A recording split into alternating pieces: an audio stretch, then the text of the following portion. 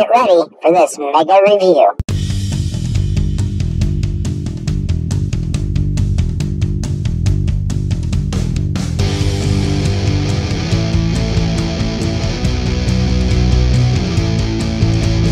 Rontro, he's here today and he's gonna show you all just how to play. It's Rontro Gaming. Go grab your controllers now and load up that unsafe file. It's Rontro Gaming. Rontro.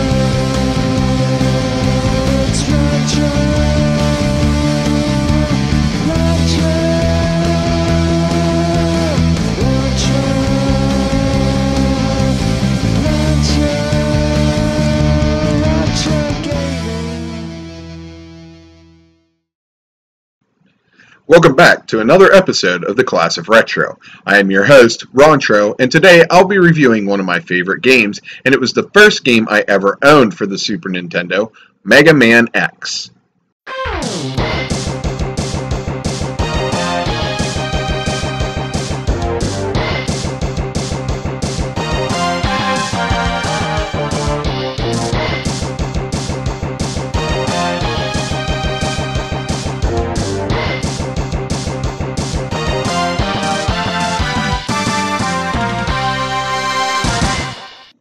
Mega Man X, known as Rockman X in Japan, is a video game developed and published by Capcom for the Super Nintendo Entertainment System. It was the first Mega Man game for the 16-bit console, and the first game in the Mega Man X series, which is a spin-off of the original Mega Man series that ran its majority on the Super Nintendo's predecessor, the Nintendo Entertainment System.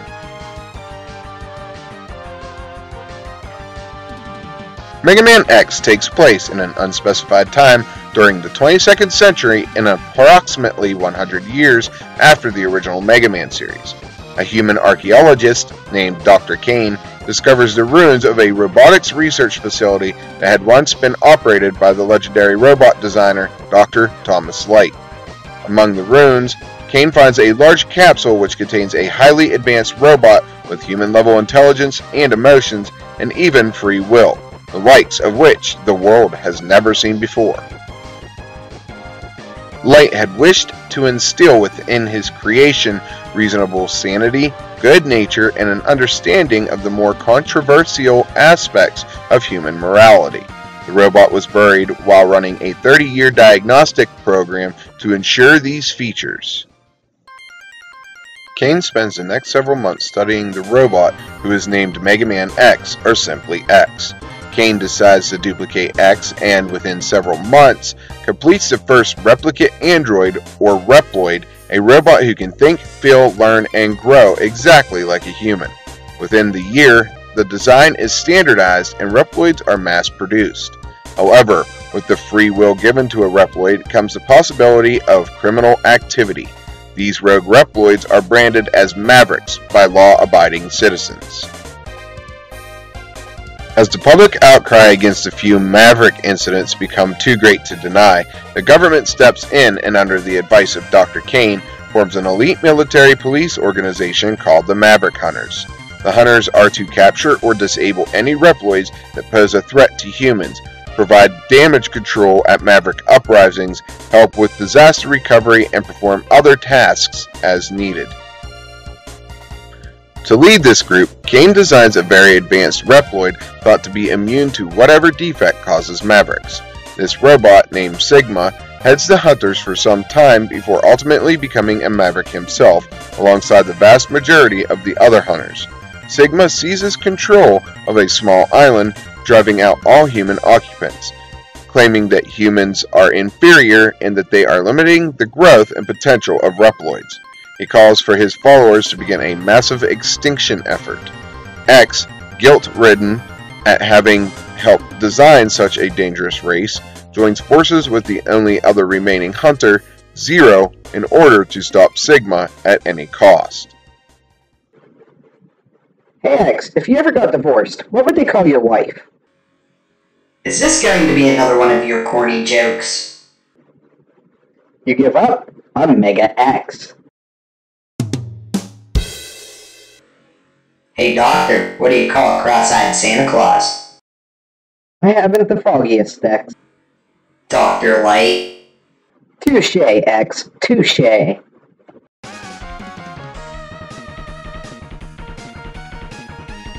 original Mega Man series on the NES had generally consisted of 2D platform games that focus on run-and-gun gameplay. Mega Man X uses the same basic principles as its predecessors, but with many added options.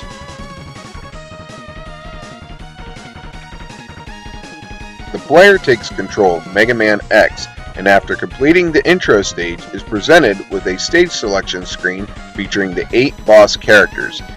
Each stage is littered with various enemies and hazards and ends with a boss battle against one of the Mavericks.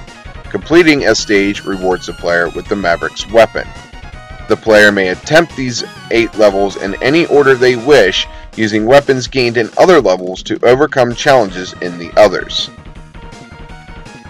You can return to the game at a later point using a password system which retains any number of the 8 stages cleared and most power-ups. Completing some stages will slightly affect the landscape of others. Here's an example. If you defeat Chill Penguin and then go to Flame Mammoth stage, all the fire in the stage will be turned to ice. Another example, if you beat Storm Eagle and head for Spark Mandrill stage, all power will be cut off from the power plant. In certain stages, X can hop inside the ride armor to fight enemies. A ride armor is a bipedal tank capable of powerful punches.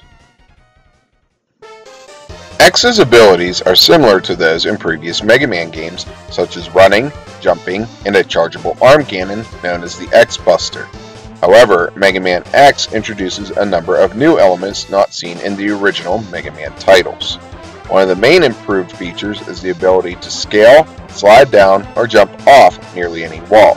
There are also capsules that can be found in several stages which display a holographic image of Dr. Light when approached. Each capsule upgrades one of X's body parts, his legs, armor, helmet, or X-Buster. The leg upgrade gives X the ability to dash, the armor upgrade decreases the amount of damage taken from an attack, the helmet allows X to break certain blocks in the same fashion as Mario, and the X-Buster upgrade allows X to charge up his shot another level. The player can also collect hidden heart tanks, which extends X's maximum life energy, and sub-tanks that can store extra energy for later use.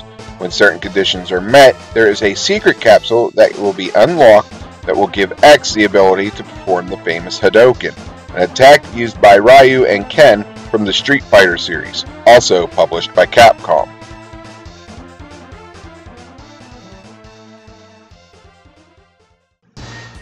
Mega Man looks great in 16-bit. The stages are colorful, and so are the enemies.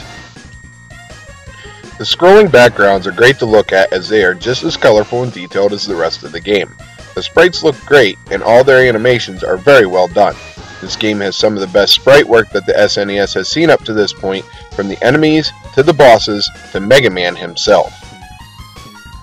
One of the coolest things in this game, at least in my opinion, is the fact that X's sprite changes as you receive upgrades. This was absolute gold to me in those days. It wasn't really common practice for a sprite to change their look in games. It has been done many times on the NES and SNES, sure, but it wasn't as commonplace as it is today. I really enjoyed the Mavericks weapons that you obtained. They all look great. Once you obtain the Buster upgrade, you can charge up the shots of each of the Mavericks weapons, and it looks pretty cool. Mega Man X altered the franchise tradition of having themed boss characters with a man moniker by replacing them with anthropomorphic animal-like androids. The art and pixelization for these 8 bosses were divided among 3 illustrators. Keiji Inafune did Storm Eagle and Chill Penguin, Hayato Kaji did Spark Mandrill, Launch Octopus, and Sting Chameleon, and forgive me if I pronounce this wrong, but Kazunori Tazaki did Flame Mammoth, Armored Armadillo, and Boomer Kuwanger. The team was careful in making the bosses distinct from one another in both stature and coloring. It's really no surprise this game looks as good as it does. Hey Bob, what do you call poor man's Proto Man? I don't really care, but I'm sure you'll tell me anyway. Quit being so wild. Would you just get to the punchline? A poor man's Proto Man is called Zero. Harsh.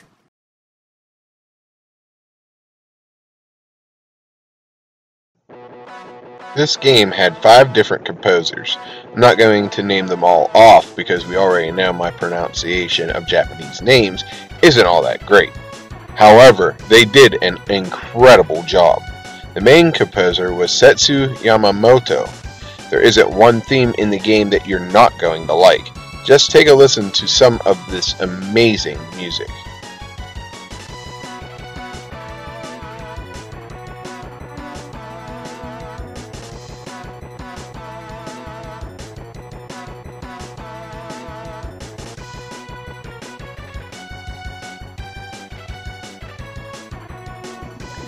This is truly a soundtrack that I could listen to at any time. It made great use of the sound chip inside the Super Nintendo. With the transition to more advanced gaming hardware, series artist Keiji Inafune explained that the development of Mega Man X involved reinventing Mega Man through gameplay expansion and a more mature storyline, while still maintaining the basic concepts on which the franchise was built.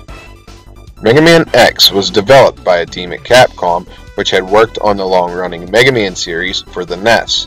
Lead artist Keiji Inafune recounted that the development of Mega Man X required a lot of brainstorming for its storyline and content, where the team's goal was to branch out from the original Mega Man games while still maintaining their fundamentals. In the original Mega Man series, Inafune typically designed the protagonist, while his protege Hayato Kaji handled the supporting characters. However, their roles were reversed for Mega Man X. Kaji illustrated the protagonist X, but had a difficult time with the initial design. He was presented with much more freedom than he was accustomed with the SNES's larger palette of colors when compared to the NES. Inafune and Kaji worked simultaneously on the various designs for X, with different pieces of armor attached. The idea for the armor parts came about because the game was planned during a time when role-playing games were becoming extremely popular. Inafune felt that Mega Man had always represented a classic action game formula in which the hero earns his defeated enemy's abilities, and the armor parts were added to supplement this concept. Originally, Inafune created Zero to be the game's main protagonist. When the X series came out, I really wanted to redesign Mega Man, Inafune explained. I wanted a totally different Mega Man. I'm a designer, a creator. I wanted something new. I didn't want to use the same old Mega Man. Fearing a negative reaction from fans, Zero was ultimately reduced to a role secondary to Mega Man X. The development team additionally wanted the world of Mega Man X to be much more sophisticated than the first Mega Man series. They wanted to accomplish this with Zero's hardcore personality and the game's antagonist Sigma. As stated by Inafune, the original series villain Dr. Wily had a side to him you couldn't really hate. Sigma, however, was written as a once good character suffering an unforeseen error that leads him to be completely evil. The game's story went through several changes during development. Two allies of Mega Man X, named RX and RY, appeared in previews for the game, but were later taken out.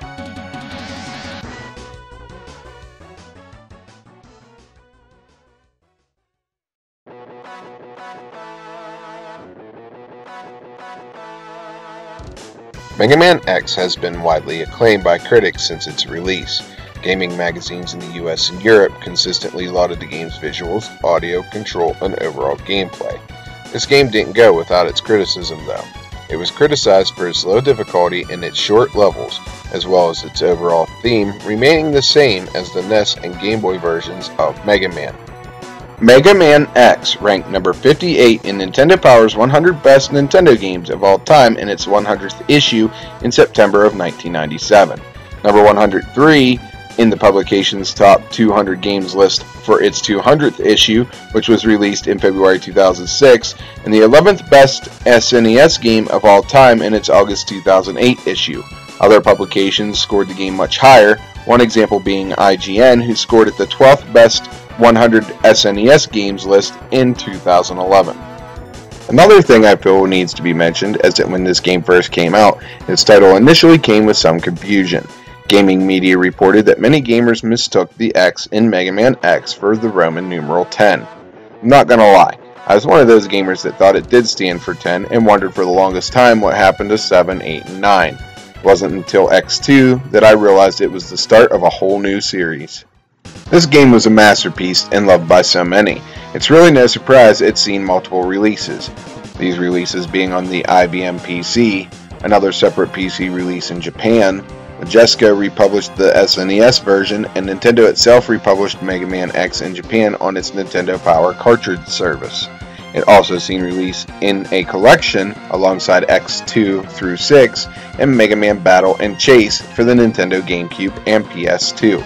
It even got a release on Apple iOS with a challenge mode with 80 levels. Mega Man X would continue to be released on even more platforms such as mobile phones and Android devices in Japan, as well as seeing a release on the Virtual Console for the Wii and Wii U. A remake was even released worldwide for the Sony PlayStation Portable under the name Maverick Hunter X between 2005 and 2008. With the launch of the PSP, Keiji Inafune and his team debated on whether or not to create a Mega Man X9. To quote Inafune, "So we decided that instead of going the X9 route, let's go back to the series roots and rediscover what makes the X series so classic." Inafune then concluded, "We felt that the best way to do that would be to make an X remake." Although the remake stays true to the original game in both gameplay and basic storyline, Maverick Hunter X features a complete graphical overhaul with 3D character models and backgrounds, a remixed soundtrack, voice acting, and anime cutscenes. According to Yoshikawa, the character illustrations were updated to resemble both toys and the designs of Mega Man X8. In addition to these changes, many power-ups in Maverick Hunter X, such as armor capsules, are relocated to different levels. The remake also has a few extras, including an original video animation titled The Day of Sigma, which serves as a storyline prequel, and an unlockable mode to play through the game as the character file. Inafune implemented this mode to offer players a new perspective on the game through the eyes of a villain, feeling it would be too obvious and boring given an option to play as Zero. Like the original game, Maverick Hunter X received very positive reviews from critics. Although its sales didn't meet expectations, it was later released as a download from the PlayStation Network. The Japanese and North American versions were also bundled in a special compilation with Mega Man Powered Up, a remake of the original Mega Man.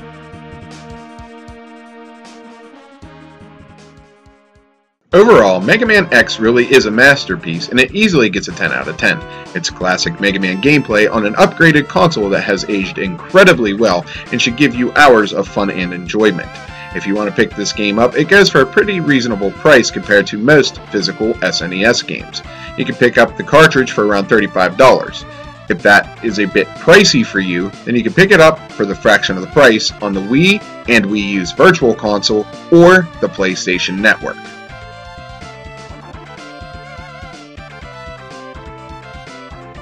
I have a quick story to tell you about this game. At the time, my dad and I owned a Sega Genesis. My dad was a huge Mega Man fan, and the one day we had gone to a local store where my dad had seen that a new Mega Man game had been released. To my surprise, he bought it even though we didn't own a Super Nintendo. About a week later, I came home from school to find a brand new Super Nintendo hooked up and playing Mega Man X. The Sega had vanished from the game stand, but I didn't care.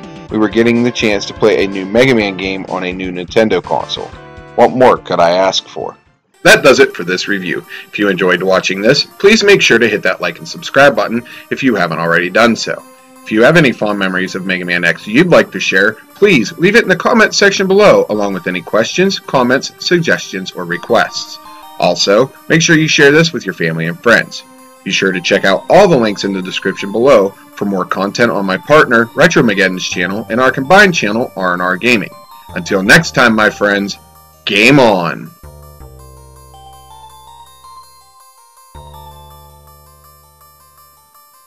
Here's a quick tip. Go to Armored Armadillo's stage and make your way to the round black bat. Keep farming these until you have a maximum of 9 lives.